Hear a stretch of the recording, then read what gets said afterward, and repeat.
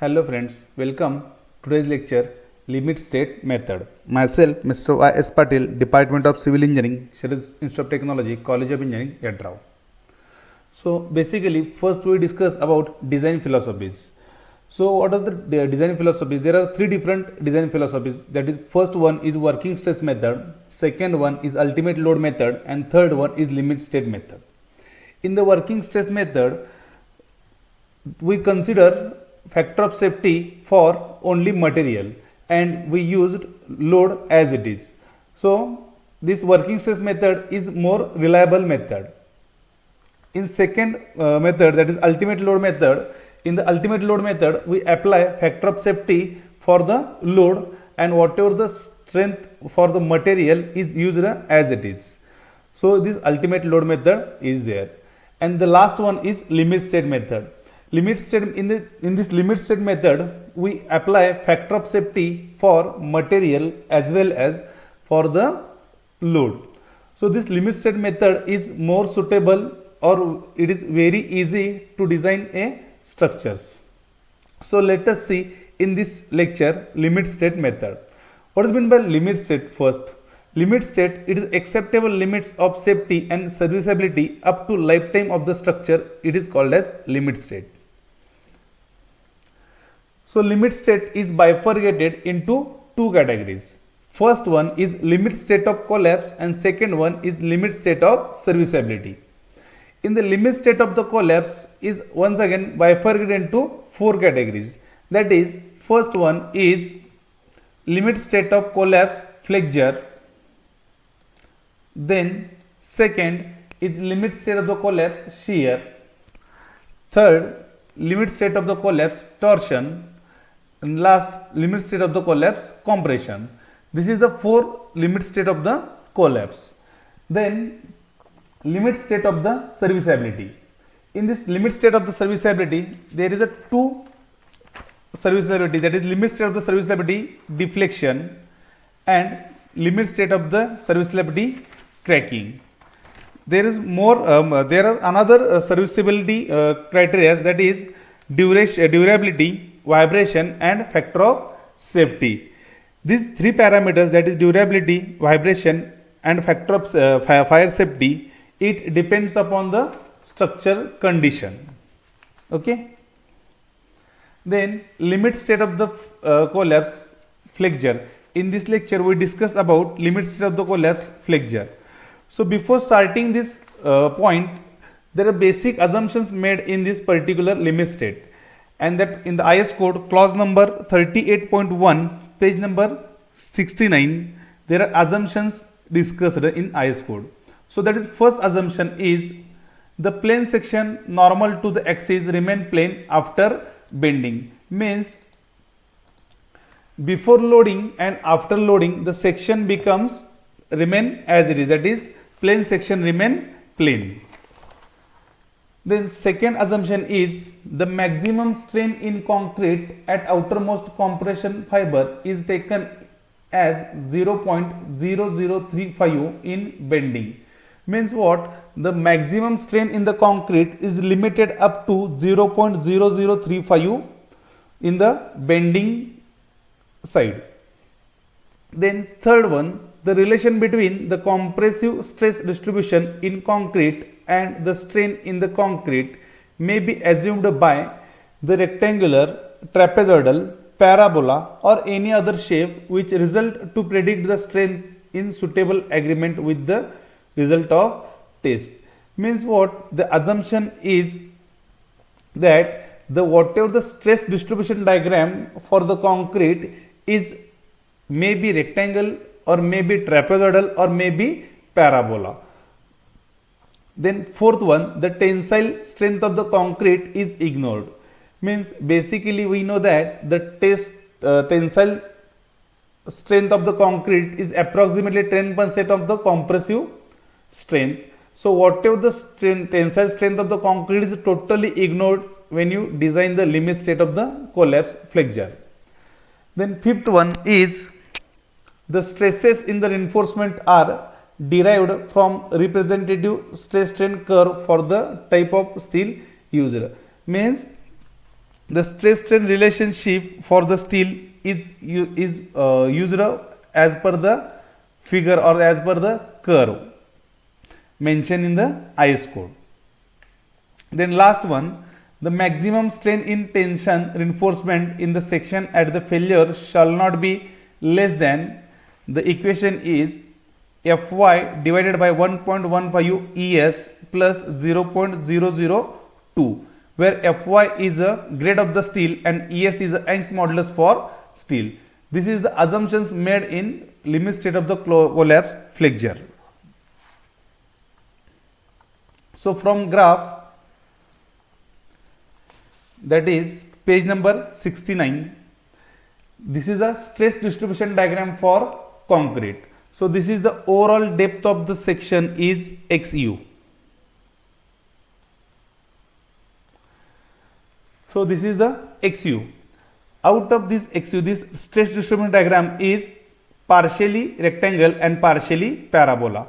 Means up to this part is rectangle and below this part this is the parabola. So depth of the parabola is 4 by 7 XU and depth of the rectangle is 3 by 7 XU, and width of the rectangle, width of this section is 0.446 FCK. So this is the strain point there, that is 0.0035. It is the maximum strain, and where is the that converts rectangle into parabola at that point is 0.002. So where XU is equal to depth of the neutral axis in the limit state. So first of all, we require to find out area of this section. So how to find out area of this section? This is the two figures, that is first one is a rectangle, second one is a parabola. So we need to find out rectangle for two figures, that is first one is the area of rectangle, that is B into D, then second one is area of parabola, that is 2 by 3 base into height. So let us see what is the area of the rectangle. So width of the section is 0.446 FCK and depth of the rectangle is 3 by 7 XU. Then area of the rectangle is 0.446 FCK into 3 by 7 XU. This is the area of rectangle. Then next move towards area of the parabola. So area of the parabola is 2 by 3 B into H. So width of the section is 0.446 FCK and depth of the section is 4 by 7 XU. So area of the parabola becomes 2 by 3, this is the into height, that is 4 by 7 XU into width, that is 0.446 FCK. By simplifying this total equation, we get area of this total block is 0.36 FCK into XU. This is the average stress of that particular block. Then we find out the CG of this section, means what? This 0.36 FCK XU, this is the force or this is the area, is concentrated on a single point. That's why we require to find out that particular CG of that section. So how to find out CG of that section? Let us see. So this is the rectangle section and this one is parabola. So we find out first CG for rectangle and CG for parabola from top of the section. So this is the composite section. So we require to find out CG by using this formula, that is y bar is equal to A1 y1 plus A2 y2 divided by A1 plus A2. So A1, that section number 1 is the area of the rectangle, then y1 it is a CG distance from top side of the section. So A1 is 0.446 FCK into 3 by 7 XU. This is the area of the rectangle. Then what is the depth of the rectangle is 3 by 7 XU. So CG of this rectangle from top of the section is depth divided by 2. So what is the depth of the section is 3 by 7 XU. So half of the 3 by 7 XU is, it becomes 1 by 2 into 3 by 7 XU. This is the A1 Y1 plus next part is for the parabola. First of all, area of the parabola becomes 2 by 3 base into height. So 2 by 3 into base, that is 0.446 FCK, into height, that is 4 by 7 XU. So this is the area. Then I want to find out depth of the, or that CG of the section from top of the side. So the CG of the section for the parabola is 3 by 8 into H from this side. This is 3 by 8 into D, that is depth of the section. But we required the distance from top side. So we need to add, that is 3 by 7 XU. So let us see what is the actual Y CG distance for the parabola from the top of the side. That is, first add this 3 by 7 XU because we required the distance from the top side of the section. That is 3 by 7 XU. This is the additional distance, plus 3 by 8 of the depth of the section. That is 3 by 8 into, what is the depth of the section, is 4 by 7 XU. So put up this 4 by 7 XU in this equation. So finally is 3 by 7 XU plus 3 by 8 into 4 by 7 XU divided by total area, that is A1 plus A2. So total area, already we calculated total area in the previous point, that is we know the total area of the section is 0.36 FCK XU. Okay, then simplifying this equation, we get y bar is equal to 0.42 XU, and this 0.42 XU is measured from top side of the section. So see here, this is the total depth XU, that is stress distribution diagram in the concrete.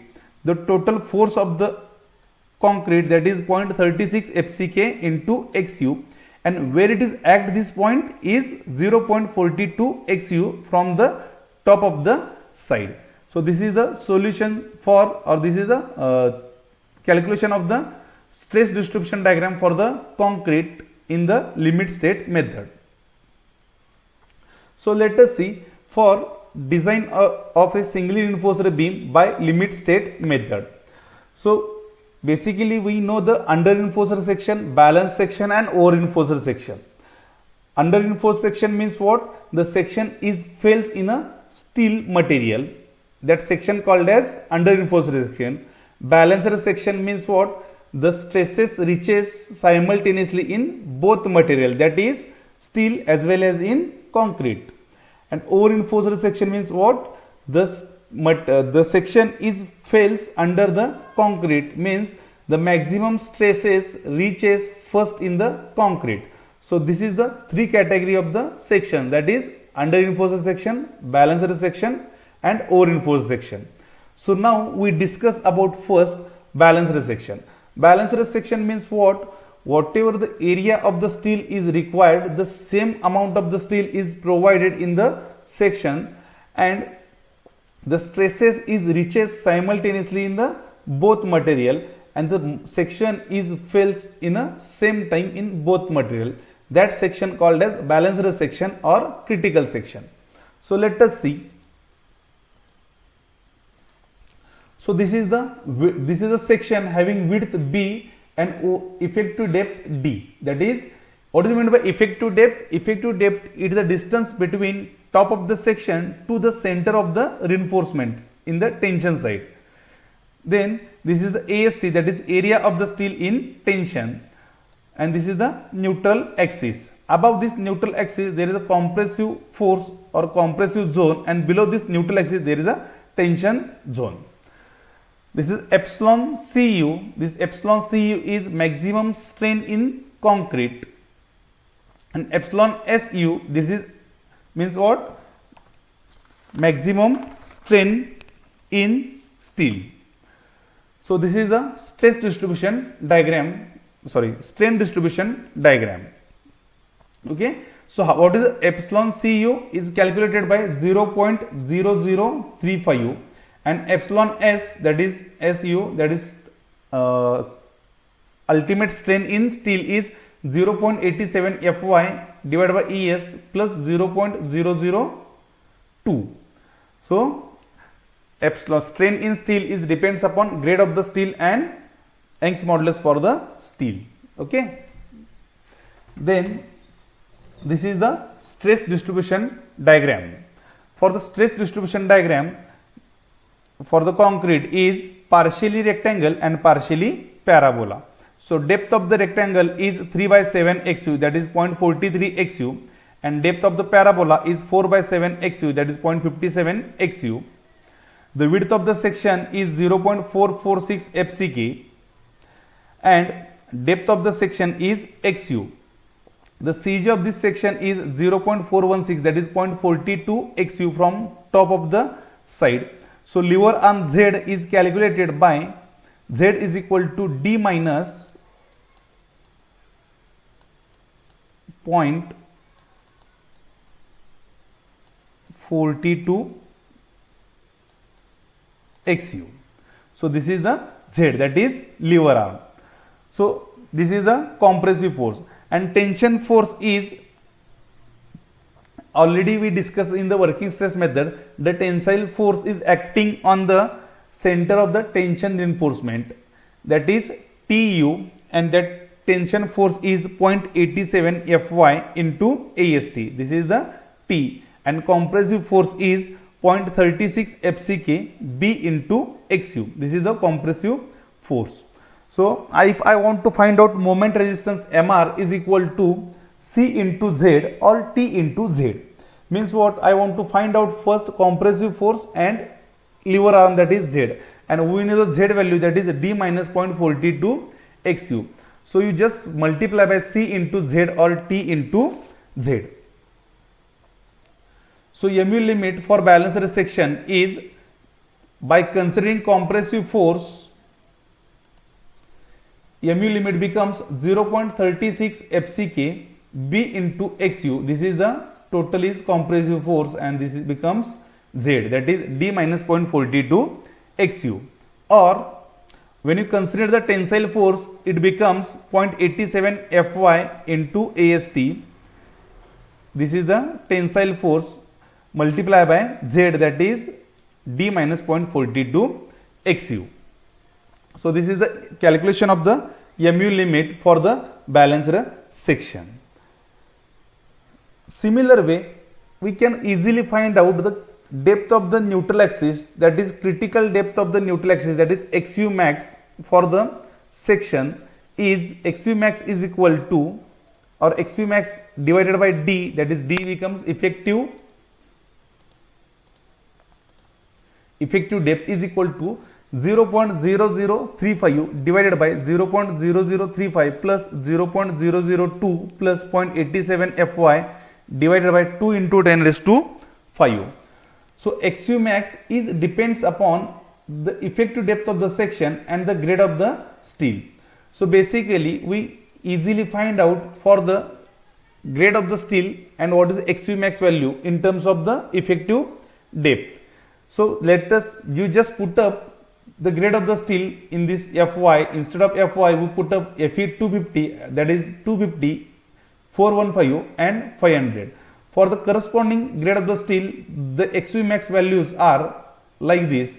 For Fe 250, the XU max value is 0.53 D, and that small d becomes effective depth of the section. Then Fe 415 grade steel, the XU max value is 0.48 D. Then Fe 500, the grade of for grade of the steel, the XU max value is 0.46 D. These are the maximum critical depth of the neutral axis. This depth of the neutral axis is compared with the actual depth of the neutral axis. By using this XU max and XU value, we can easily identify the section is under reinforced section, over reinforced section or balanced section. So this is the basic fundamentals for the limit state method and design of the balanced section. Thank you.